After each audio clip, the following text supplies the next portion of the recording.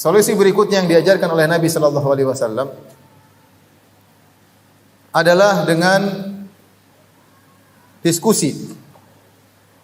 Dengan diskusi. Terkadang konflik-konflik ringan, konflik-konflik permasalahan rumah tangga ringan kita hadapi dengan senyum, dengan dicuekin, tidak terlalu dibahas bisa hilang. Tapi ketika permasalahan semakin berat, berarti tidak bisa hilang hanya dengan senyuman, dicuekin pun tidak bisa selesai, semakin bertambah-tambah. Terkadang levelnya lebih tinggi, maka dihadapi dengan cara yang lain. Yaitu seorang suami harus memiliki waktu untuk diskusi sama istrinya. Jangan saling mendiamkan sehingga api pertengkaran semakin membesar. Diskusi, cari solusi. Diskusi. Ya.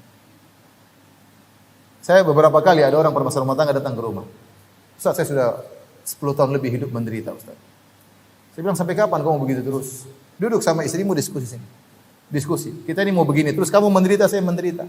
Mau 10 tahun, 15 tahun begini terus, sampai kapan kita begini? Diskusi. Saya pengen saya bahagia, saya pengen kamu bahagia.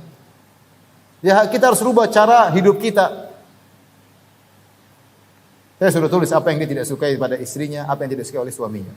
Jadi diskusi. Jadi jangan dibiarin terus, diam-diaman tapi tidak pernah selesai permasalahan tersebut dan akhirnya menderita bertahun-tahun. Sampai lebih dari 10 tahun penderitaan. Jadi kalau permasalahan lebih berat, perlu duduk kita diskusi sama istri. Mungkin ada syubhat di kepalanya, mungkin ada dugaan yang tidak benar, kita harus luruskan agar dia tidak selalu bersikap yang salah tersebut. Ini pernah dilakukan oleh Nabi SAW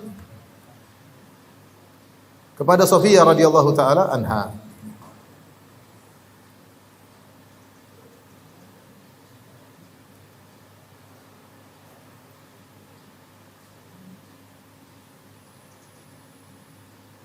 Jadi Sofia radhiyallahu anha sebagaimana kita ketahui, dia adalah Sofia bintu Huyai bin Akhtab. Dan Huyai bin Akhtab, bapaknya Sofia radhiyallahu taala anha adalah pemimpin kabilah Banu Nadir yang diusir oleh Nabi SAW dari kota Madinah karena Bani Nadir ingin membunuh Nabi SAW. Ketahuan, akhirnya mereka diusir. Diusir dan mereka harus meninggalkan kampung halaman mereka di kota Madinah pergi ke Khaybar yang Allah turunkan surat Al-Hasyr. Setelah itu ayahnya dendam kepada Nabi SAW. Maka ayahnya tersebut, Huyai bin Akhtab, kemudian berjalan menuju Mekah memprovokasi orang-orang Quraisy agar menyerang kota Madinah. Maka terprovokasilah orang-orang Quraisy sehingga mereka akhirnya mengumpulkan massa dengan jumlah sekitar 4.000, kemudian 6.000 dari kabilah Ghatafan dan kabilah-kabilah Arab Badui yang lainnya. Sehingga pasukan terkumpul sekitar 10.000. Lantas mereka datang untuk menyerang kota Madinah dalam perang Ahzab. Dalam perang Ahzab. Kemudian tidak cukup sampai di situ. Bapaknya Sofia ini bikin makar lagi. Di dalam kota Madinah masih ada satu kabilah tersisa namanya kabilah Banu Quraidah. Tinggal Banu Quraidah. Dan mereka ada sekitar 700 ahli perang di kabilah tersebut. Maka bapaknya pun masuk ke kota Madinah bertemu dengan pimpinan kabilah Bani Quraidah, memprovokasinya untuk berkhianat kepada Nabi sallallahu alaihi wasallam dan dengan terus menerus akhirnya pimpinan kabilah Bani Quraidah pun setuju dan ingin berkhianat kepada Nabi dan berkhianat. Sehingga ketika itu perang Ahzab kondisinya sangat berat.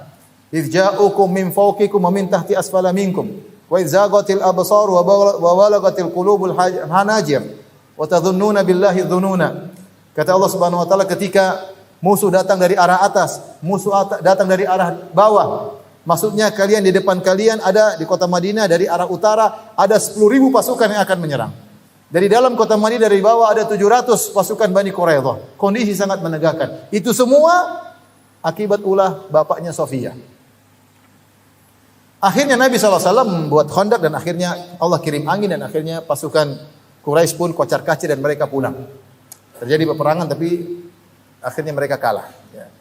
Kemudian tinggal Bani Quraidah 700 orang. Maka Nabi SAW menyerang disebut dengan Ghazwatul Bani Quraidah. Setelah Ghazwatul Ahzab Rasulullah SAW menyerang Bani Quraidah dan akhirnya Rasulullah SAW berhasil menangkap mereka semua dan akhirnya mereka dibunuh seluruhnya. Para yang bertempur, yang ikut bertempur Lelaki-laki yang kuat yang siap bertempur dibunuh seluruhnya termasuk bapaknya Sofia. Termasuk bapaknya Sofia. Jadi dalam pertempuran tersebut meninggal bapaknya Sofia, suaminya Sofia, kakaknya Sofia, omnya Sofia, keluarganya semua kerabat-kerabat dekatnya meninggal. Setelah itu, setelah perang selesai, kemudian wanita-wanita ditawan, Rasulullah SAW menikah dengan Sofia. Kita lihat bagaimana kondisi hati Sofia. Ini lelaki yang dengan perintahnya terbunuh bapaknya, suaminya, kakaknya, omnya, kemudian menikahinya. Makanya ketika Nabi menikah dengan Sofia, maka ada seorang sahabat berjalan di sekitar kemah dengan membawa pedang. Sampai Rasulullah bertanya kenapa? Dia bilang saya takut ini perempuan melakukan sesuatu, khawatir balas dendam. Ya, wajar karena sahabat sangat sayang kepada Nabi sallallahu alaihi wasallam. Intinya begitulah kondisi Sofia. Ketika Rasulullah SAW menghadapi kondisi seperti ini, Rasulullah SAW mensikapi Sofia dengan sikap yang sebaik-baiknya agar menghilangkan perasaan yang tidak baik dalam diri Sofia. Bagaimanapun seorang manusia. Ya. Sofia kita bilang adalah wanita yang sangat saleh, tapi namanya syaitan bisa saja membisikkan sesuatu. Ini suamimu yang telah bunuh bapakmu, yang bunuh suamimu, yang bunuh ommu, yang bunuh kakakmu. Maka Rasulullah SAW mensikapinya dengan sikap yang sangat baik. Di antaranya ketika Sofia ingin naik di atas onta, maka Rasulullah SAW tegakkan lututnya sehingga Sofia menginjak paha Nabi SAW untuk naik ke atas onta. Dan itu di hadapan para sahabat. Bagaimana tawaduknya Nabi SAW terhadap apa? Istrinya. Antum juga gitulah. Kalau istri mau naik apa, tegakkan lutut ya. Silakan sayang. Nih. Jangan lama-lama tapi. Kamu udah berat masalahnya. Jadi lihat bagaimana Nabi SAW contohkan. Kemudian Rasulullah SAW ketika sedang i'tikaf, Sofia datang, Rasulullah SAW ngobrol. I'tikaf ibadah berhenti dulu untuk ngobrol sama Sofia radhiyallahu anha. Bahkan ketika pulang Rasulullah SAW antar ke rumahnya, keluar dari masjid antar ke rumah Sofia. Agar benar-benar Rasulullah sangat sayang kepada Sofia karena histori yang memang sulit. Sofia berkata dalam sebagian riwayat yang diriwayatkan oleh An-Nasa'i, wa kana Rasulullah sallallahu min abghadin nasi ilayya. Rasulullah SAW adalah orang yang paling aku benci. Qatala zauji wa abi. Dia telah membunuh suamiku dan telah membunuh ayah. Sudah nikah tapi masih ada kebencian itu. Ini Sofia cerita setelah dia nikah dengan siapa? Nabi SAW. Min abghadin nasi ilayya. Rasul paling aku benci. Qatala zauji wa abi. Dia telah bunuh suamiku, dia bunuh ayahku, wajar. Fama zala ya'tadhiru ilayya. Rasulullah SAW mungkin merasakan. Sehingga Rasulullah SAW selain bersikap dengan sikap yang terindah, Rasulullah SAW juga berdiskusi dengan dia. Ingat-ingat terus, Rasulullah ingatkan. Fama zala ya'tadhiru ilayya. Rasulullah SAW senantiasa mengungkapkan uzurnya kepadaku.